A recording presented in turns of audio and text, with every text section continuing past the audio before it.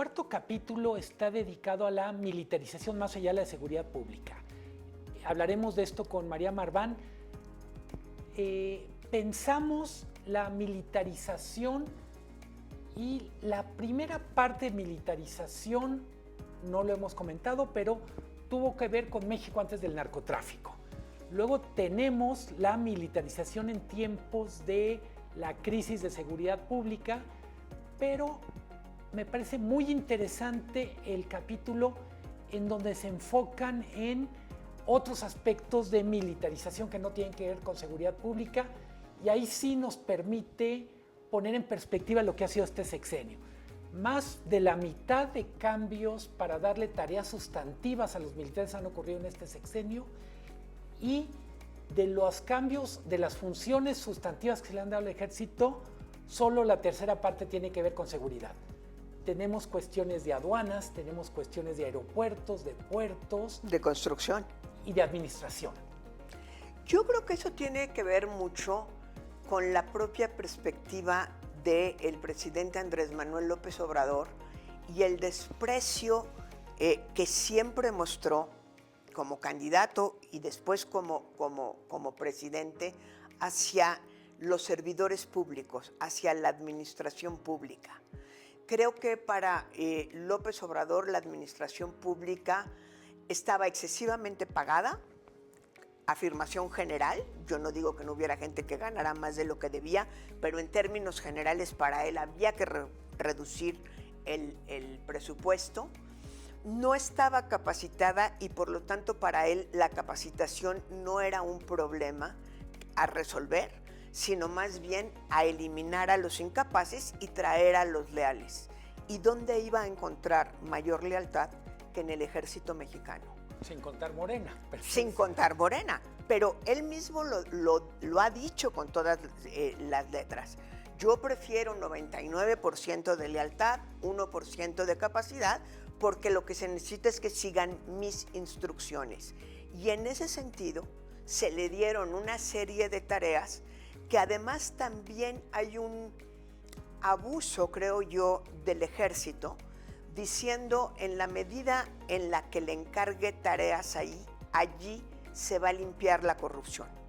Muchas de las tareas que mencionaste, la preocupación central era que había corrupción y que a la hora de meter al ejército, por lo menos en la cabeza, eso quedaba automáticamente limpio, como quien echa 2 pastillas de cloro en un tinaco verde. Hay un tema que me gusta mucho del libro y tiene que ver con, son pequeñas pinceladas porque no son comunicadores, pero son lectores muy agudos del proceso de comunicación, el proceso de legitimación del ejército a través de la narrativa.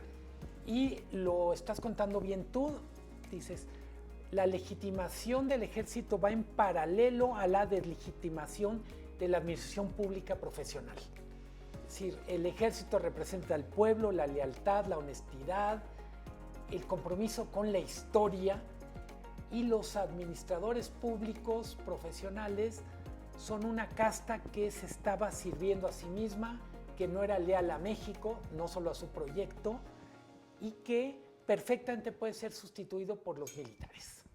Exactamente, creo que esa es una parte muy importante, porque creo que un gran déficit de este país, que lo trató de resolver Fox como los primeros 2 años del sexenio y después se arrepintió porque los mismos panistas se arrepintieron, fue la falta de un servicio profesional de carrera. ¿Sí? Recordemos que él hizo un gran intento, fallido, insisto, pero gran intento por generar un servicio profesional de carrera. A pesar de esa inexistencia de un servicio profesional de carrera donde la gran mayoría de los servidores públicos entraran por mérito y fueran subiendo, yo creo que quienes hemos trabajado en la administración pública, yo en el IFAI trabajé en la administración pública. Bueno, fuiste presidente del IFAI. Y con la administración pública, lo que encontrabas era que sí había una capa muy importante de servidores públicos profesionales que llevaban algunos 20 y 30 años en la administración pública. Si tú analizas el currículum de la gente que estaba, por ejemplo, en Hacienda, el currículum de la... Tú veías gente que sin una ley de servicio profesional en realidad había venido desarrollando un servicio profesional. Y eso lo acabó de alguna manera López Obrador por los niveles en los que bajó. Secretarios y subsecretarios siempre los pone el presidente y son nombramientos políticos. Directores generales, no todos. Directores de área, casi ninguno. Y aquí bajamos, yo creo que hasta nivel de subdirección. No lo dice el libro, pero entre líneas es el mismo proceso por el cual se legitimó que los militares se hicieran cargo de la seguridad pública, se le aplicó a los administradores públicos. Es decir, esta idea de los militares pueden hacer mejor que los policías las tareas de seguridad pública y pueden hacer mejor las tareas de la administración pública que los servidores públicos, los llamados servidores públicos. Exactamente. Y entonces le empezamos a dar la construcción para que saliera rápido el aeropuerto Felipe Ángeles, se le dio la construcción del aeropuerto.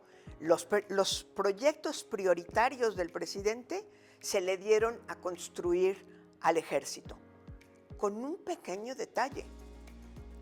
El ejército no tenía compañías constructoras, el ejército no tenía expertise en construcción, a lo mejor en caminos, sobre todo en caminos rurales, y eso sí. ¿Qué es lo que pasó? Que se generaron compañías contratadas por los militares al margen de toda la reglamentación de la administración pública, que ciertamente es muy engorrosa y retrasa los procesos. Una licitación te toma mucho más tiempo que una asignación privada, el tener que estar rindiendo cuentas, y en ese sentido, de manera muy hábil, todo lo que se le iba entregando al ejército o que se le ha ido entregando a las Fuerzas Armadas se declara de seguridad nacional y por lo tanto al margen del escrutinio público a través de transparencia. Dicen en este libro ustedes, hay un problema porque se ha abusado del concepto de seguridad nacional, se extendió al punto en el que cabe todo.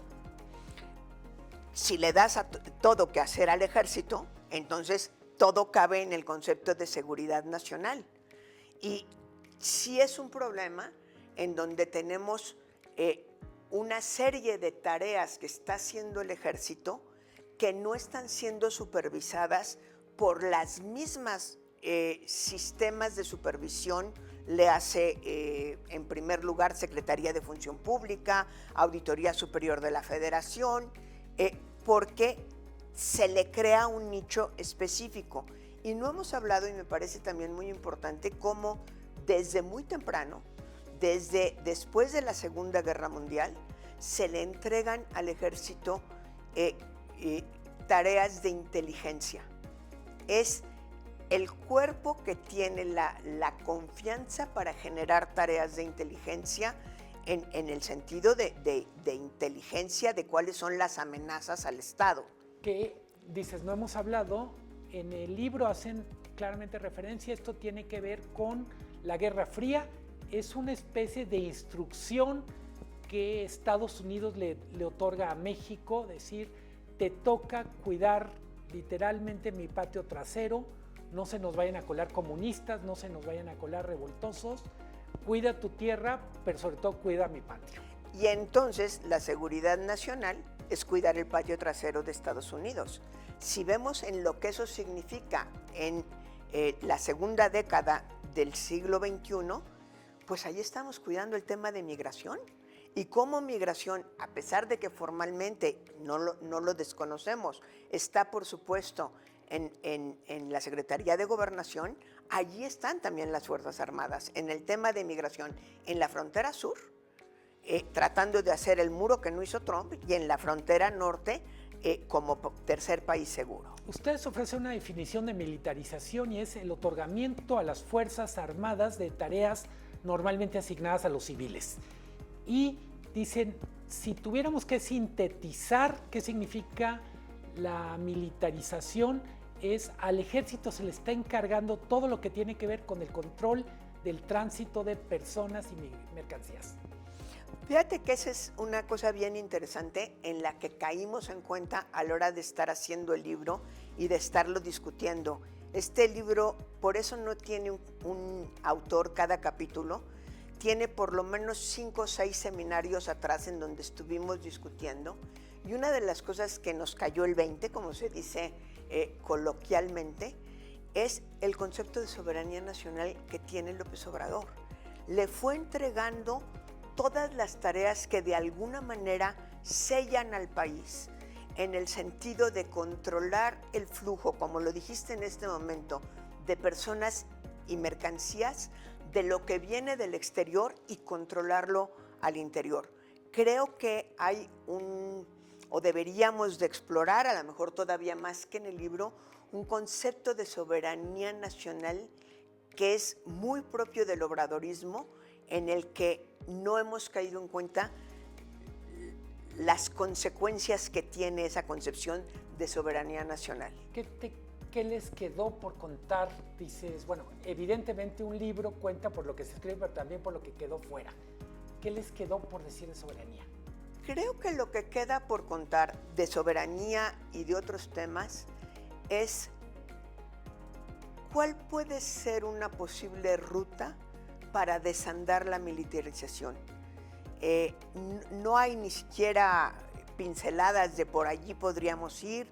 Hablamos mucho de cómo la militarización se ha convertido en militarismo por el carácter populista de López Obrador como presidente, pero creo que si partimos del carácter populista y carismático de López Obrador, es evidente que este carisma no se hereda.